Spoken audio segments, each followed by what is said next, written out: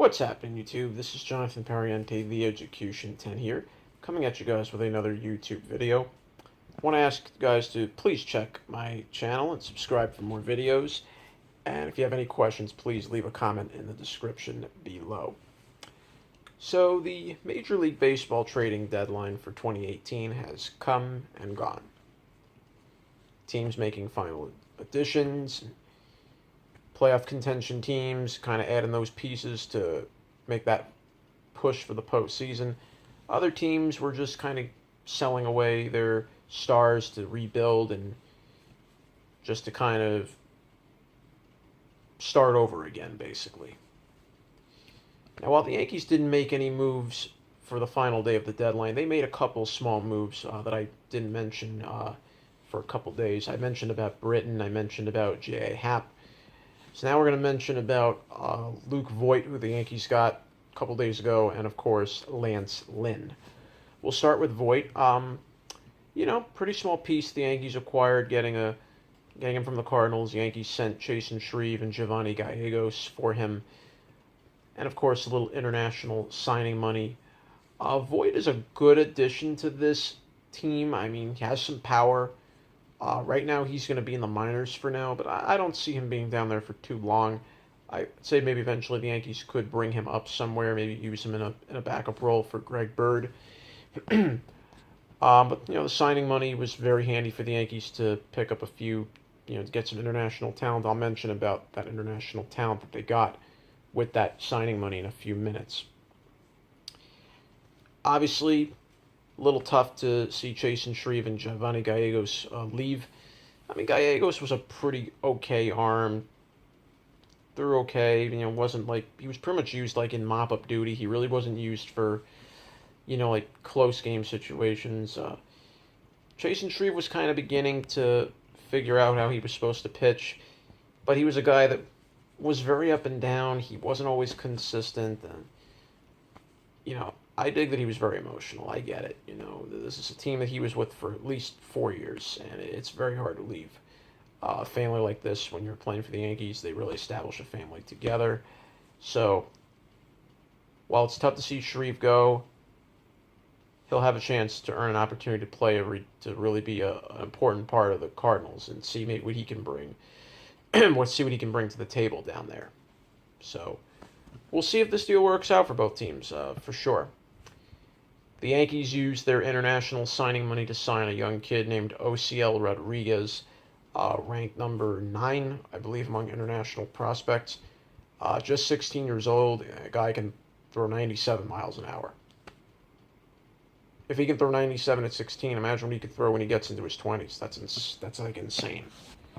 So we'll see what Rodriguez becomes. I think the Yankees, though, could have themselves, maybe a young phenom down the road. We'll see what he can probably become. The Yankees also traded on Adam Warren. This was an interesting move because, this isn't the first time the Yankees have moved Warren. He was sent to the Cubs. The Yankees eventually ended up getting him back. But of late, Warren was struggling a little bit. I get it. Warren was a very important part of the Yankees' pen. I mean, you could use him anywhere. Long relief. You can use him maybe as a bridge setup.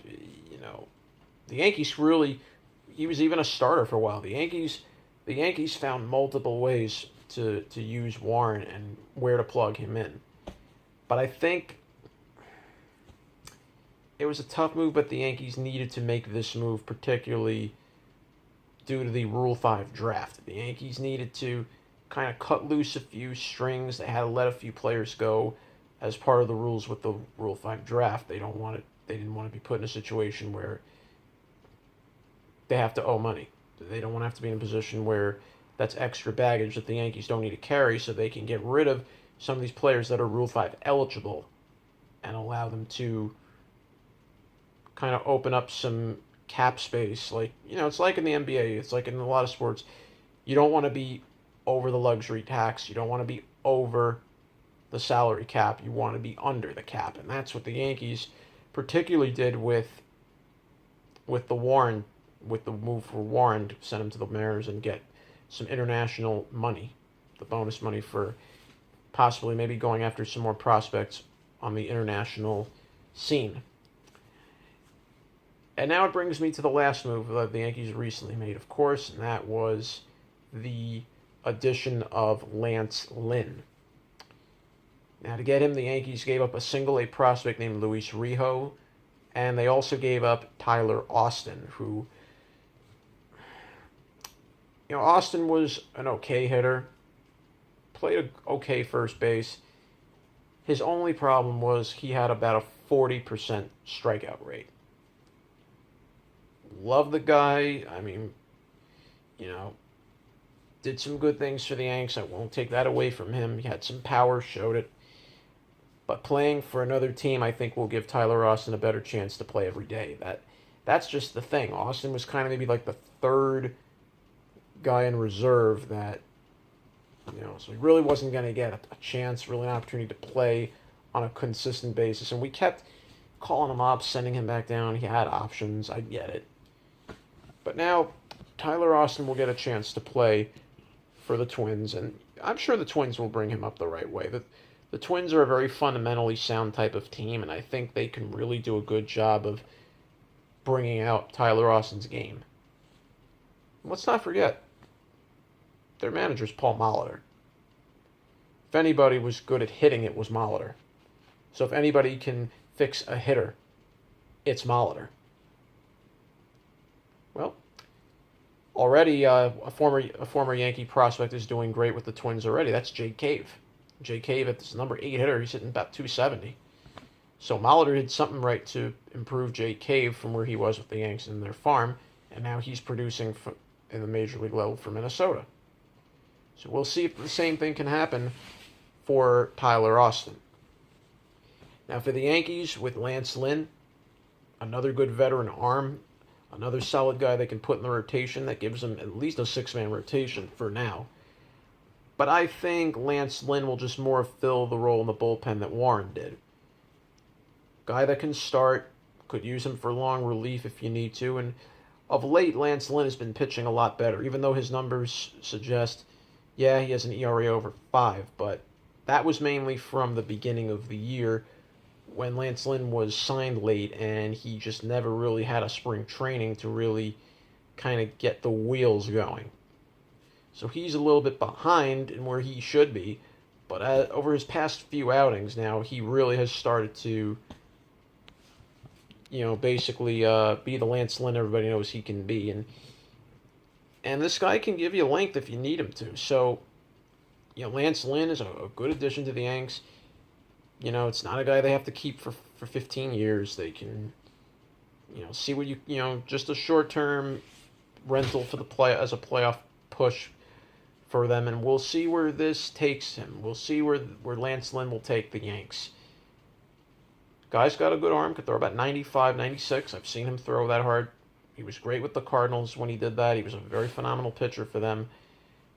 So you have Lynn. You can use him anywhere. You could put him in the rotation. You could put him in the bullpen. For right now, I think the Yankees are just going to put him in the pen because you already have 5 in the rotation with Sonny Gray. But should one of them go down, all right, we have a Lance Lynn to kind of plug in that gap. We can fill a hole there. So we'll see where this gets the Yankees. But overall, I give the Yankees a pretty good, solid B+ for how they approach this trade deadline, addressing some key pieces they needed to fill, particularly starting pitching. They did that getting Happ. They did that getting Lynn. Bullpen was not really necessary, but adding Zach Britton didn't hurt, I guess. And you know what? Maybe at the end of the day, it's a good thing, because they did cut loose Warren, then they cut loose Shreve. So they lost 2 of their bullpen arms, but they get one back in Britton, and now they have 2 very good left-handers that they can pretty much go to at any time with Chapman and Britton. Either of them can close, or Britton can serve as a setup man somewhere for the Yankees. So we'll see. We'll see where this goes. Now the Yankees are going to finish a 2-game series with Baltimore later tonight. Other than that, it's on to Boston afterwards. Big 4-game series, and this is going to really decide the American League East. I know it's August. We got another month to go. It's not season, still not over yet. I get it. But if the Yankees really want to make that push, if they really want to try to knock Boston off the mountain, this 4-game series is going to be the way to do it. And the Yankees, of course, got a huge break not having Chris Sale in this series. He would have pitched Thursday. Brian Johnson's going to fill that role instead.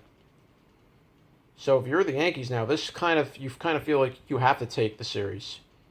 If you can't sweep them, take 3 out of 4. And we'll have to see if that happens.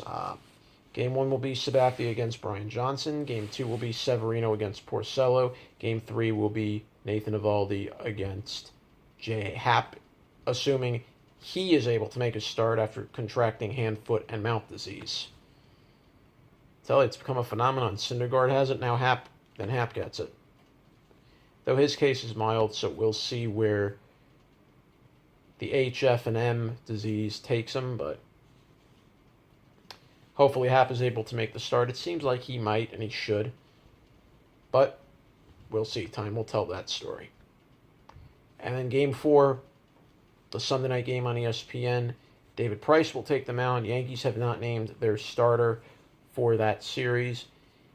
But I have a feeling, if anything, it'll just be Tanaka. If anything, it'll probably just be Tanaka. Came off a good start today, so Tanaka's beginning to kind of turn the corner a little bit. So we'll see.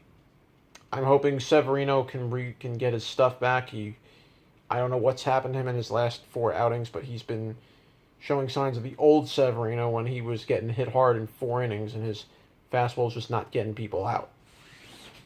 So we'll see what Severino we're going to get against the Red Sox, and we'll see if he can bounce back after his last couple outings. So this is a big series for the Yankees now. 5 games behind Boston. They have a chance to shave off a half a game tomorrow with the Red Sox being off. So we'll see if they can cut this to 4.5 games before the Fenway series, and if the Yankees can really make a statement, this is their chance. The Red Sox are going to have tougher teams down the stretch over this final couple months. Yankees are going to finally start seeing the easier teams that Boston was killing. So we'll see. We'll see where this race goes. We'll see where this takes the Yankees. If they're serious about taking the American League East, this is their chance. You have to take Boston down in their park at Fenway, and they're reeling a little bit now. Just lost to the Phillies, barely were able to split a series with them. And then you have now Sale on the DL, out with shoulder inflammation. That could be a very scary thing with Sale. Devers is on the DL. You're not going to have him in the series. Pedroia's still hurt. You're not going to see him in the series. Eduardo Rodriguez is still out on the DL. Stephen Wright's on the DL. So very quietly now, injuries are beginning to pile for Boston just a little bit. Still, their lineup's very dangerous. They got Ian Kinsler to boost things up. So, and I mentioned about Eovaldi. They got him, I think, kind of for a little bit of a steal, if you ask me.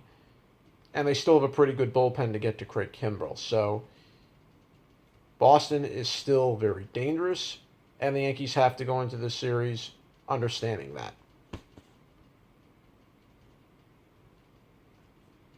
We'll see what the Yankees can do. The battle at Fenway begins 2 more days from now. For now,